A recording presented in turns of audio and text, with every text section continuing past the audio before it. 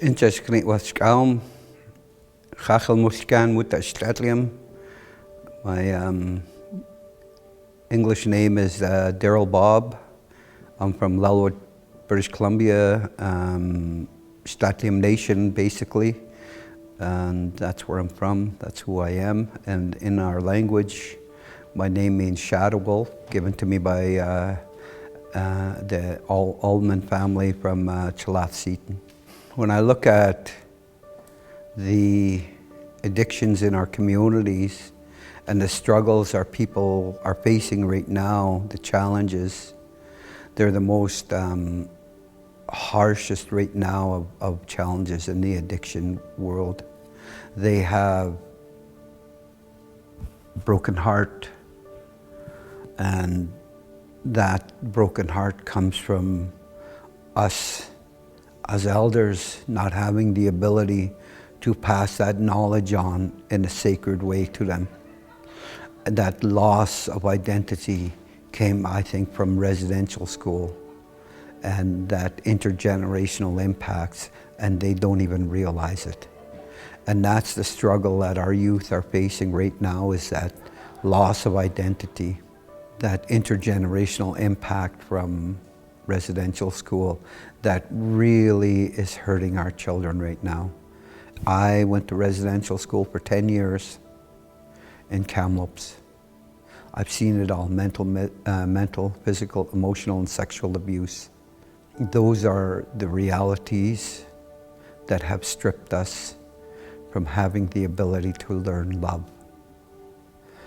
Understanding and learning how to give love to our children was something that was lost in residential school. They did a really good job of taking that away from us.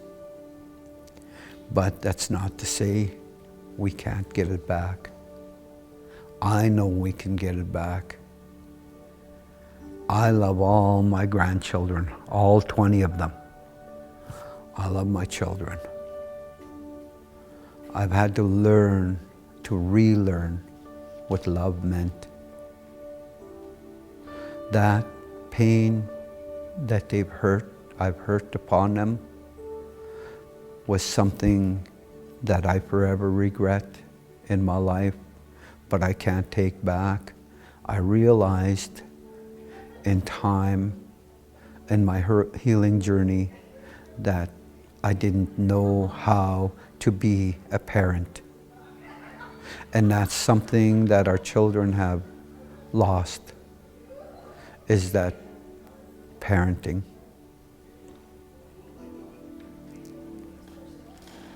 And I know for a fact that I lost that ability when I was in residential school. I lost that connection with love. I lost that connection to my language, to my way of life. But I've been working so hard to bring it back. And that's what we do, is we have that ability now to bring it back. Well, let's say when I work with the men, and I work with a lot of men back home, and in probably the last 2 years, well over 400 men have come to the land addicted to heroin, crack, meth, fentanyl. And the main thing that I always encourage them to do is to get back into the land. Go back to the land, understanding that connection we have with the land is so strong. It never leaves you. We work with the land. We were part of the land. We were part of. We couldn't. You take that away. You take that natural instinct that's been passed on from generation in working with the land. You take a part of that away, you've actually stripped a part of your heart away. You have to take that back. take the time to go to the land, to go to the water, to pray, to do the ceremonies, the sweat lodge, doing the work in there, taking care of yourself, pipe ceremonies, your smudging, your prayers. When we touch the land, we see a piece of art, something that we can touch and feel and grow and pick and create a medicine. Remember this if you're watching. Remember this, I'll tell you. When you start this, you live it. It's a way of life. Chuashkas, it's ours. It's a way of life that we walk on Mother Earth. That's every day. We can't just do it once in a while and think, yeah. It's just like when we pray. We pray every day. Every morning I wake up, the first thing I do, for those of you that are out there and think you're not loved, remember this, family. Somebody out there loves you. When you're sitting there alone thinking nobody loves you, just remember somebody out there loves you. Always in their heart, they will always think of you. They will always pray for you, like the elders and the spiritual leaders in the community will always help and pray for you. So when you're working on the land and you're working with the water, you put tobacco down and you pray for the people. That's just what we do. We have to be able to know and understand our roots first and foremost. Where we come from, what our identity is. That's where we find what we need to do, who we can go to, and our relatives, to understand who our family is. Your roots are important. Your roots become lost and watered down because of the way things are today. But when you do your work, and I always tell the men this, do your work. Don't just do it on weekends, do it every day. Do your work. When you do your work, you'll start to realize who you truly are. When we look at perfection, I say, are you a perfectionist? Are you a perfectionist? Does everything have to be just so? Does everything have to just have a certain place that, oh, it's got to face the east? Oh, it's a little bit out, so you go running over there and you move it a little bit to the east, right? That's what you do. Perfectionism. You gotta do this, you gotta do that. It's just so. You watch somebody in your life. How many of you know somebody in your life? I ask them, and how many of you know somebody in your life that's like that? Just gotta face it just so over there. So they'll go running over there. They'll fix it just so. And they'll come and sit back down. And they'll look at it again from a distance and they'll say, oh my. So guess what they do? They go running over there and they'll fix it just so it's perfect in your eyes. Perfect in your eyes. But then there's the other guy. He's just sitting there watching it like this and going, okay, what's going on there? Why is try to make it look good for everybody? So I say, hey buddy, it's your turn. You get over there and fix it. So he'll go running over there. He'll fix it up. He'll look at it. Could be, he doesn't understand which way east is, so it's a little bit out. And he'll come and sit down. And he'll sit there like this. Oh yeah. The perfectionist will look over and, kind of like, well, really? But the other guy will look at it, yeah, that looks good. Perfection versus excellence. Always thrive your life on excellence. The second man that went over to fix that altar did it to the best of his ability without knowing. But he just did his best without being perfectionist. He thrived on the best he could do with what he had in his knowledge. Always thrive on excellence versus perfection. Perfection, a lot of times I tell the men, is you're living in somebody else's eyes, how it should be, how it's supposed to be. But when we live in excellence, we just do our absolute best. Our absolute best with what we have is all we can do, my people. When you do your absolute best with what you have, you know in your heart you've done your absolute 110% without a question of a doubt. But if you thrive on perfection and you're working under somebody else's thoughts and conditions, you then struggle. You will struggle with trying to approve in somebody else's eyes you're doing your work.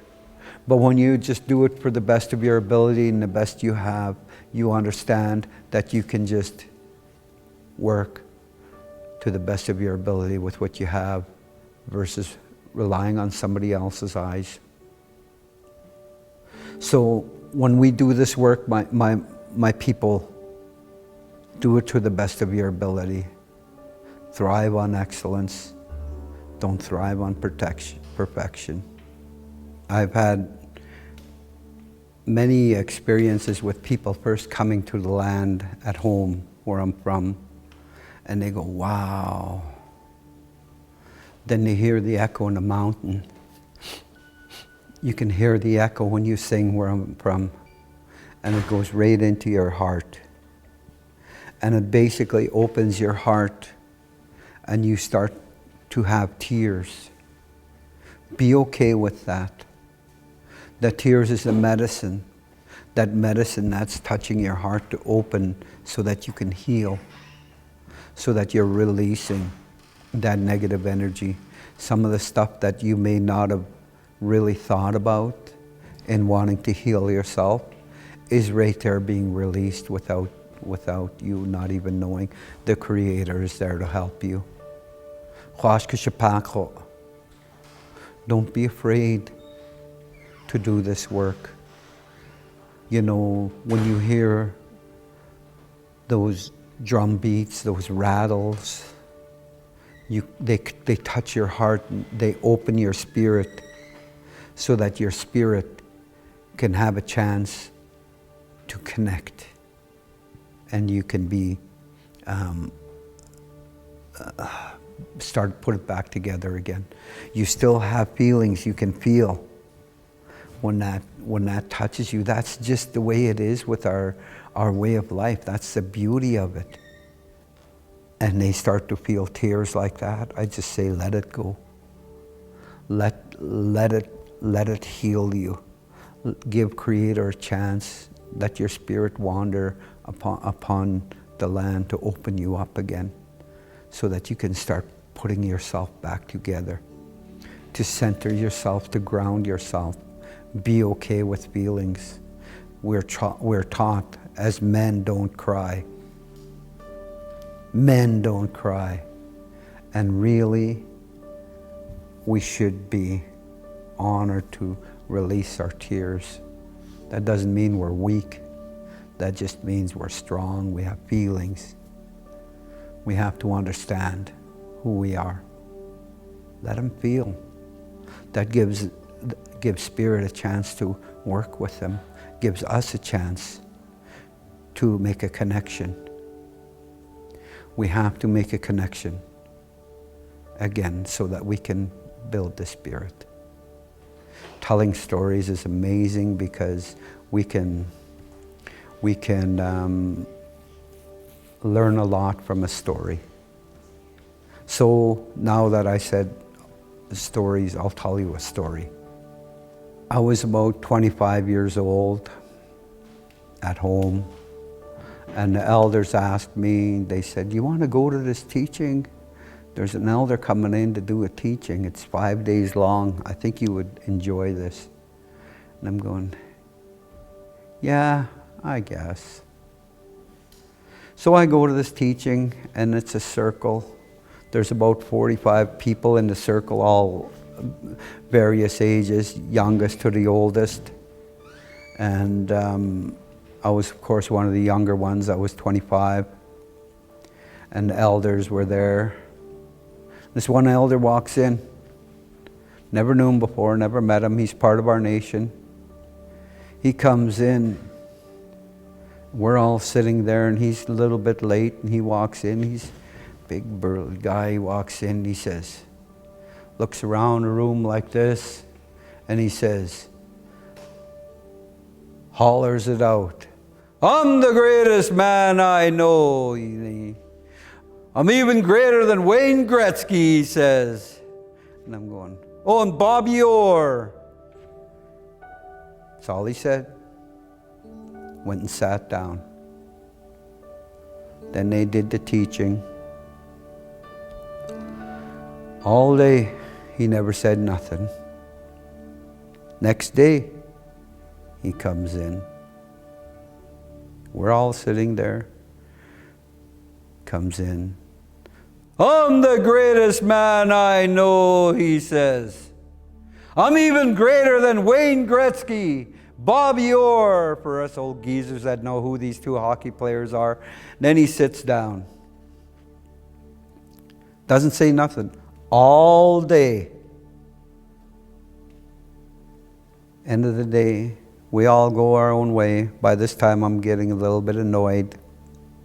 Third day, remember this is 5 days. Third day, he comes in. Oh, there he is again. He comes walking in. "I'm the greatest man I know," he says. And I'm looking from the side of my eye, and I go, really? Do I have to listen to this again? "I'm greater than Wayne Gretzky, Bobby Orr. I'm the greatest." Then he sits down. And I'm going, really? Do I have to listen to this guy again? He sits down. He doesn't say nothing all day. On the 5th day, this what happened in those 5 days changed my life forever. You know why? Because he said this time when he sat down. He looks at all of us in the circle. He looks each one of us in the eye, and he says, in the most gentle way, he says, "You know why I'm the greatest man I know?" And we said, "No. The reason I'm the greatest man I know is because Bobby Orr, Wayne Gretzky, the Dalai Lama, anybody you think is great, doesn't know what I did when I beat somebody up, when I hurt somebody in any physical way, or when I helped somebody. Not even my parents know what I've done. So I'm the greatest man I know."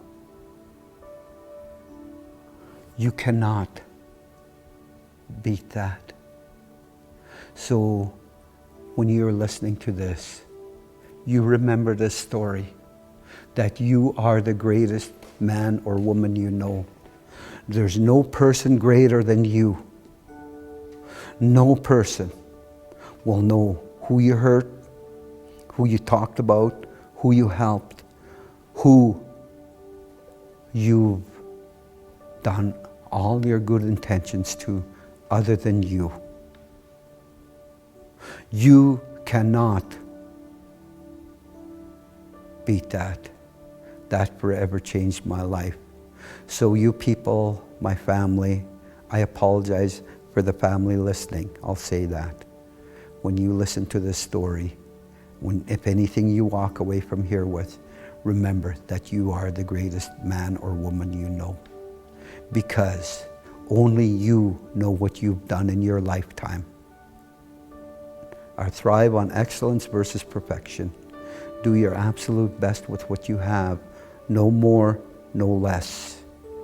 When you walk in balance, you walk with a good heart, good mind, and a good spirit. And you walk with your head up. Be proud of who you are. Be proud of where you come from. Be proud. No matter how much pain you went through, no matter how much suffering you went through, you are still here. So be proud of who you are. Be the greatest man or woman you know. Without a question of a doubt, because that will take you a long way in your life. Men, you look after your job. Your responsibilities are to look after our women, our families, to provide, to do the work, but also to have compassion and a soft heart. But be stern when you have to. You have to do the work, you have to hunt, you have to fish, you have to, if you have to get a job and do all of this on top of that, don't complain. You're providing for your family, plus you're teaching your children. And if you don't know how to do this, get out there and learn it. Because a good teacher will come along and teach you. There are no excuses. Yeah, I had my failures, I have my ups and downs, we all do. But at the same time, we always pick ourselves up. Never feel sorry for ourselves. You know, because we have work to do. We have to look after our family. We have to look after ourselves, our family, our community, our nation. Yeah, we all have our ups and downs, but we still get up, we still work, we do what we can for our children. We do what we can for our partners. And we do what we can for our family. But I always say this as well. Know your boundary. You respect people in a good way, but also don't expect to be respected.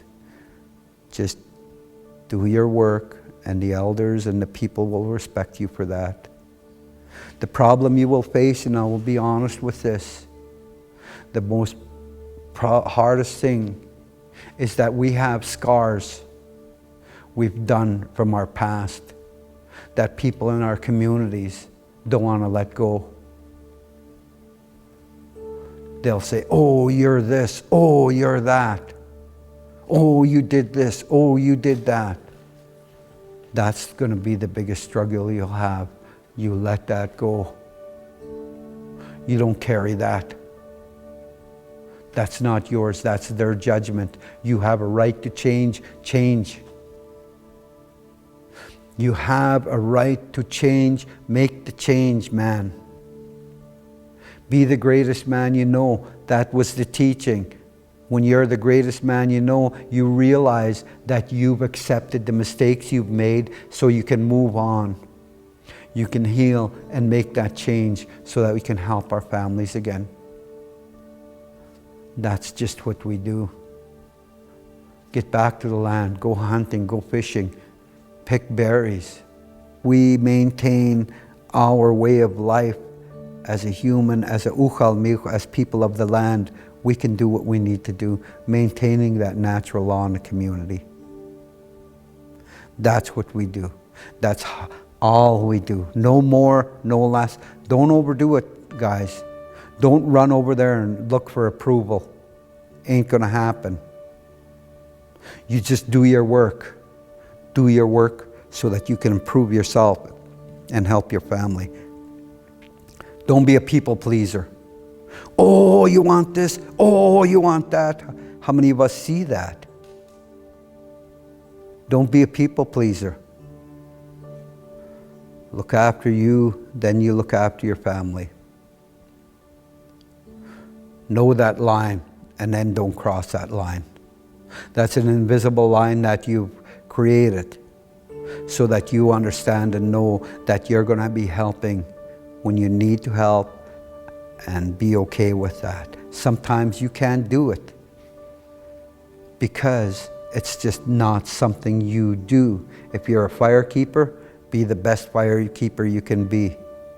If you're not a firekeeper, don't worry about it unless there's nobody there. Then you can step in. That's just the way it is. That system is designed in our natural law, that we have that ability to move to the right places when we need to. Don't be a people pleaser. Just look after you first, and then you help when you need to help. You know, there's people that look after our loved ones that pass over the other side. That's what they do. There's people that are grave diggers. That's what they do. There's the grandmas that make the flowers at the funeral. That's what they do. There's the hunters in the community that hunt for the families, for the single moms. That's what they do. What do? You will find it out when you start to go back to the land. That's your responsibility. That's in front of you. You can't take that away. It's a natural talent that the Creator has gifted you. So when you start to move on that, you will start to realize that's just what you do.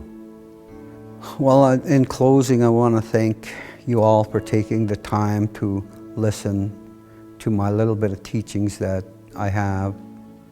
And I would like to say this: don't give up. Don't give up. Remember, that drug dealer's not your bro. When that drug dealer looks at you, all he sees is money. And that's what I teach the men as well. Remember that. When you're healing and you're healing together and you start to heal, then you can realize when you're pure of heart, you start to cleanse yourself, that you can really have that relationship with another human being. It's when you learn to love yourself first. Love yourself. And that, I can say, is all my relations. And maybe I'll see you one day. Nishti.